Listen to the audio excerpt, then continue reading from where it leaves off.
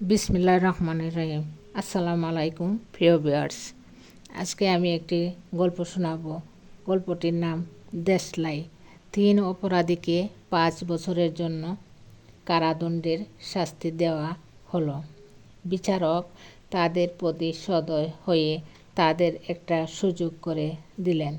তাদেরকে বললেন, জেলখানায় সময় কাটানোর জন্য তোমরা চাইলে সঙ্গে কিছু নিয়ে যেতে পারবে।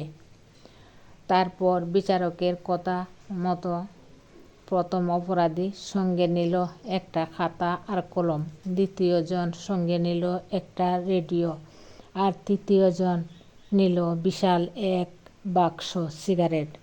5 বছর পর যখন তাদের সাজা শেষ হলো, প্রথম কয়েদি বেরিয়ে এলো।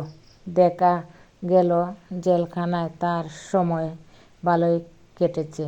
এরই মধ্যে জেলের জীবন নিয়ে সে একটা উপন্যাস লিখে ফেলেছে। দেখা গেল দ্বিতীয় কয়েদিও জেলে বেশ ভালো সময় পার করেছে।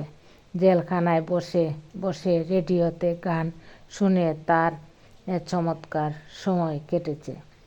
এবার শেষ তৃতীয় কয়েদি যখন বেরিয়ে এলো, তাকে দেখা গেল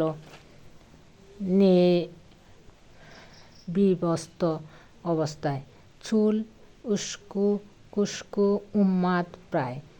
বাক্স ভর্তি সিগারেট হাতে নিয়ে সে জেলখানা থেকে বাহিরে বেরিয়ে এসে কাতর স্বরে বলল, কারো কাছে কি একটা দেশলাই হবে?